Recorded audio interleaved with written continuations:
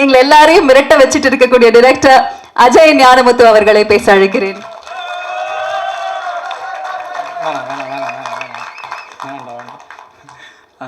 வந்திருக்க எல்லாருக்கும் வணக்கம். ரொம்ப தேங்க்யூ வந்ததுக்கு. நிறைய டைம் எடுத்தாச்சு, நான் டக்குன்னு முடிச்சிடுறேன், கிளம்பிடலாம். இப்போது ஃபஸ்ட்டு இது ஆரம்பிக்கணும் அப்படின்னா, ஃபஸ்ட்டு நான் பாபி சார்லேருந்து வரேன். படம் நாங்கள் எடுக்கணும்னு ஆசைப்பட்டாச்சு. இப்போ நம்ம ஒரு ப்ரொடியூசர்கிட்ட ஒர்க் பண்ணும்போது நம்ம நினைப்போம் இல்லையா, இந்த படத்துக்கு இன்னும் கூட கொஞ்சம் செலவு பண்ணலாமே, இந்த விஷயங்களுக்கு இன்னும் ஸ்பெண்ட் பண்ணால் இன்னும் நல்லா வருமே அப்படின்னு ஒன்று இருக்குது. பட் அவங்க தே ஒர்க் ஆன் அது ஒரு மேட்ரிக்ஸ் இருக்குது. அது வந்து இந்த பிஸ்னஸ் இந்த நம்பர்ஸ்குள்ளே தான் ஒரு சில விஷயங்கள் பண்ணணும் அப்படின்ற ஒரு ப்ராக்டிஸ் இருக்குது. அது கரெக்டும் கூட. பட் ஒரு விஷயம் நான் கேரி பண்ணிட்டு வர நமக்கு வந்து நம்ம விஷயம் அப்படி சுருக்கிற மனசு நமக்கு வராது.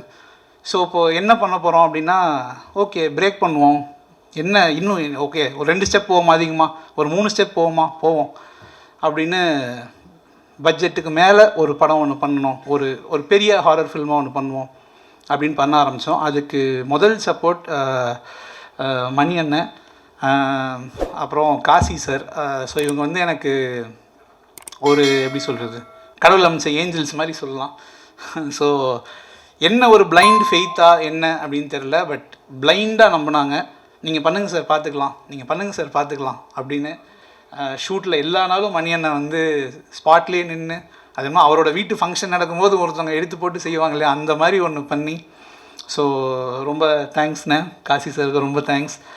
அப்புறம் நம்மளும் சேர்ந்து இதில் வந்து ப்ரொடக்ஷனில் இன்வால்வ் ஆகும் அப்படின்னும் போது ஒரு ட்ரீம்லாம் இருந்துச்சு. என்றைக்காவது ஒரு நாள் நம்ம வந்து ஒரு ப்ரொடக்ஷன் கம்பெனி ஆரம்பிப்போம், நம்ம படங்கள் பண்ணுவோம்.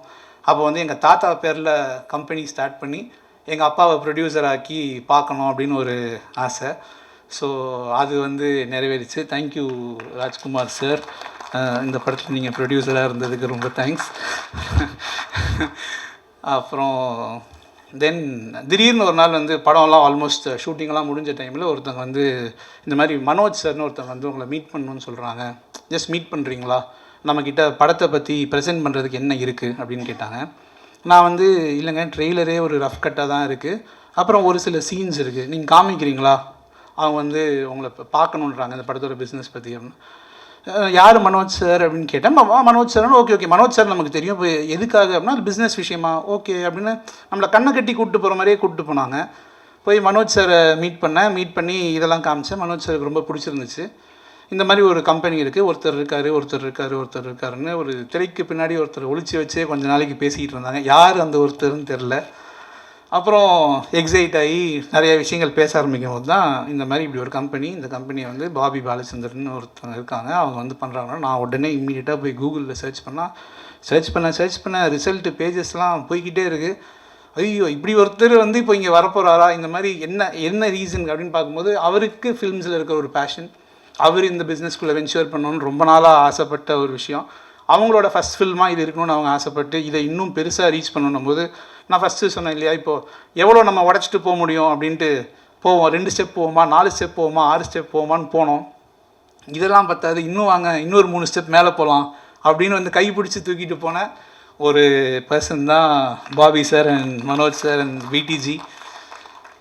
இது வந்து இப்போது நாங்களே வச்சுருந்து நாங்கள் இதை ரிலீஸ் பண்ணியிருந்தால் இது என்ன பண்ணியிருப்போன்றது தெரியாது. பட் அவங்களுக்கு இந்த படத்து மேலே எங்கள் மேலே இருக்கிற பிலீஃப், இந்த விஷயம் வந்து இன்னும் ரீச் பண்ணணும்னு நினைக்கிற அந்த ஒரு விஷயம், அவங்க என்னெல்லாம் பண்ணணுன்னு சொல்கிறாங்களோ இதெல்லாம் வந்து நான் ஆக்சுவலாக இவ்வளோ பெருசாக பண்ணணும்னு நான் இமேஜின் பண்ணல. But I am truly blessed to have you in this project sir. Thank you so much for the trust. குயிக்காக கூட ஒர்க் பண்ணவங்களாம் சொல்லிடுறேன். குமரேஷ், இந்த பையன் வந்து முதல்ல ஃபஸ்ட்டு படம் பண்ணும்போது அந்த படத்தில் வந்து அசிஸ்டன்ட் எடிட்டர்.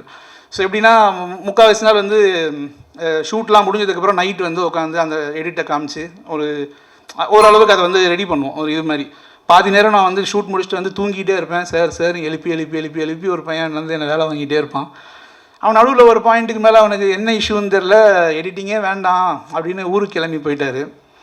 நான் வேறு வேலை பார்த்துக்கிறேன் அப்படின்னு பாதியில் போய் தம்பி அப்படிலாம் வந்து ஒரு 3-4 வருஷம் ஒரு விஷயத்தில் ஆசைப்பட்டு அப்படி போகக்கூடாது அப்படின்னு திரும்ப கூப்பிட்டு வந்து திரும்பி போன படத்தில் திரும்பி வந்து அசோசியேட்டாக ஒர்க் பண்ண சொன்னேன்.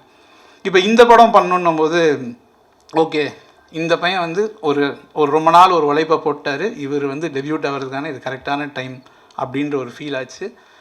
ஸோ இந்த படத்தில் குமரேஷ்னரை ரொம்ப பெருமையாக ரொம்ப ஹாப்பியாக இன்ட்ரடியூஸ் பண்ணுறோம்.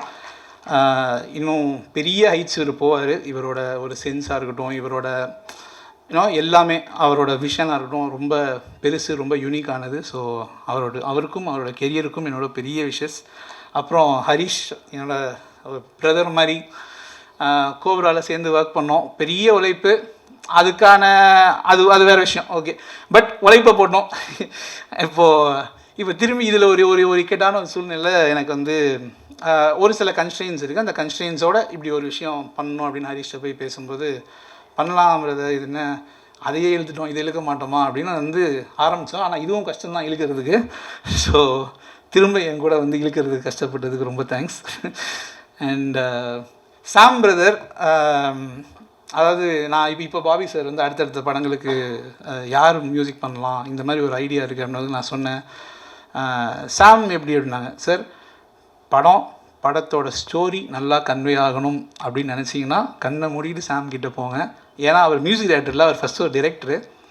ஒரு சீன் எங்கெங்கே ட்ராப் ஆகுது, என்ன மிஸ் ஆகுது, எதையுமே அது அப்படி ஈஸியாக கடந்து போயிடக்கூடாது அப்படின்னு ஒன்றுக்கு ஒரு வேலை பார்க்குறாரு. இப்போ படத்தோட பேக்ரவுண்ட் ஸ்கோர் போயிட்டுருக்கு. நான் போய் இப்போ இந்த இடத்துல ஒரு அண்டர்லைன் தேவையில்லாமல் இருக்கே அப்படின்னா, நீங்கள் பின்னாடி பாருங்கள், இந்த விஷயம்லாம் கொஞ்சம் வீக்காக இருக்குது, இதுக்கெல்லாம் ஆடியன்ஸ் கண்ணு போகக்கூடாது பிரதர், இந்த இடத்துல நம்ம ஏதோ ஒன்று பண்ணணும் அப்படின்னு ஒரு டிரெக்டராகவே ஒரு படத்தை பார்க்குறாரு. அதனால தான் பேக்ரவுண்ட் ஸ்கோரிங் அவரோடது வந்து எல்லாருமே அப்ரிஷியேட் பண்ணிருக்கோன்றதுக்கு ரீசன் வந்து அவர் ஒரு டிரெக்டராகவே ஒரு படத்தை பார்க்குறாரு. So super brother, very very happy to associate with you. Final reels போயிட்டுருக்கு. பயங்கர எனக்கே ஓகே, ஒரு பல தடவை பார்த்துருவோம் படத்தை, பார்த்து எடுத்து நமக்கு தேஞ்சு போய் நமக்கு ஒரு பாயிண்ட் பண்ணி நமக்கே ஜட்ஜ்மெண்ட் போயிடும் படத்து மேலே. பட் இவர் பண்ணி ஒன்று காட்டும் போது திரும்பி ஒரு சின்ன ஒரு எக்ஸைட்மெண்ட் அப்படியே வருது. So thank you so much. Muthukumar sir, எனக்கு அவரோட பர்ஃபார்மன்ஸ் ரொம்ப பிடிக்கும். ஒரு கூத்துப்பற்றி ப்ராடக்ட் அவர். ஒரு ஒரு ரோல் எடுத்துக்கிட்டால் அந்த ரோலுக்கு நம்ம என்ன பண்ண போகிறோம் அப்படின்றத ரொம்ப உள்வாங்கி நான் இப்படி பண்ணிட்டுமா அப்படி பண்ணிட்டுமான்னு ரொம்ப இன்வால்வ் ஆகி பண்ணக்கூடிய ஒரு ஆர்டிஸ்ட். நான் நிறைய படம் அவங்க கூட ஒர்க் பண்ணணும் சார், ரொம்ப நிறைய படம் அவங்களோட ஒர்க் பண்ணணும். எனக்கு ரொம்ப பிடிச்ச ஒரு ஆர்டிஸ்ட்டாக இப்போ ஆயிருக்காரு. மீனாட்சி கோப்ராவில் இன்ட்ரடியூஸ் பண்ணோம். எப்படி சொல்கிறது, இந்த படம் திரும்பி அவங்களுக்கு பண்ணணுன்றதுக்கான அவங்கள வந்து இது கூப்பிடணுன்றதுக்காக ஒரே ரீசன் அந்த பொண்ணோட ஒரு டெடிக்கேஷன்ன்றது மட்டும்தான் சொல்லணும். ஏன்னா ஒரு அளவுக்கு மீறின ஒரு டெடிக்கேஷன், எதை பற்றியுமே கவலைப்படாமல் நம்ம ஒர்க் பண்ண சொல்கிறாங்களா ஒர்க் பண்ணிக்கிட்டே இருப்போம் அப்படின்ற மாதிரியான ஒரு dedication. So wish you go even more higher greater heights.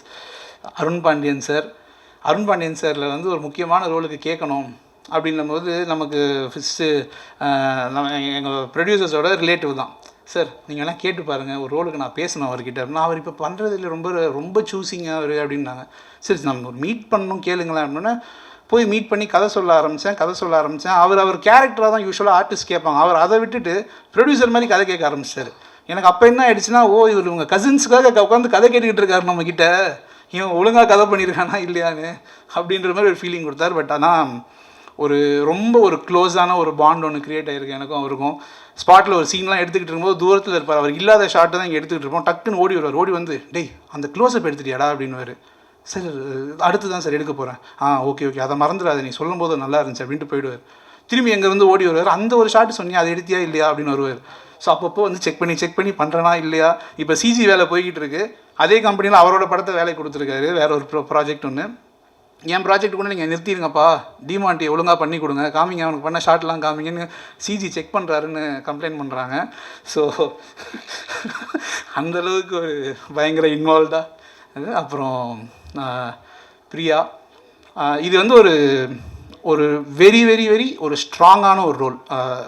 Arulnithi ப்ரோக்கும் சரி அவங்களும் சரி ரொம்ப ஈக்குவலான ரோல். இது கிட்டத்தட்ட ரொம்ப நேரம் ஸ்டோரியை அவங்க ஷோல்டர் பண்ணி கொண்டு போகிற மாதிரியான விஷயங்கள்லாம் இருக்குது ரெண்டு பேருமே. ஸோ அவங்கள்ட்ட ஃபஸ்ட்டு சொல்லும் போது பயங்கர எக்ஸைட்டடாக ஒரு மாதிரி பயங்கர இன்ட்ரெஸ்ட் எடுத்து வந்தாங்க. ஏன்னா அவங்களுக்கு ஒரு நிறைய டைமென்ஷன்ஸ் இருக்க ரோல், ஸ்டைலாகவும் பர்ஃபார்ம் பண்ணணும், அட் த சேம் டைம் ஒரு மாதிரி ஒரு இமோஷனை கேரி பண்ணணும். I think she is done it all very brilliantly. And அவங்களோட இன்னொரு லெவல் ஆஃப் ஆக்டிங் டைமென்ஷன் இதிலேருந்து வெளில வரணும்னு நினைக்கிறேன். நிறையா பேர் அவங்கள வந்து ஒரு சூப்பரான பர்ஃபார்மர்னு அக்செப்ட் பண்ணிக்கிற ஒரு படமாக இது இருக்குன்ற ஹோப்ஸ் எனக்கு இருக்குது. போட்டு உருட்டி எடுத்து மண்ணில் புரட்டி எல்லாம் பண்ணியாச்சு, எதுக்கும் அசர்ற மாதிரி இல்லை. அடுத்த நாள் காலைல ஷார்ப்பாக 7 மணிக்கு அப்படியே வந்து நிற்பாங்க. பாவமாக இருக்கும் பார்க்க. ஒரு 2-3 நாள்லாம் கேப் கிடச்சா போயிட்டு வராங்க, நல்லா பளிச்சுன்னு ஃப்ரெஷ்ஷாக வருவாங்க. நேராக போய் ஹார்னஸ் மாட்டிட்டு வாங்க அப்படின்னு நேராக ரோப்பு கட்டி மேலே தூக்கிடுவோம்.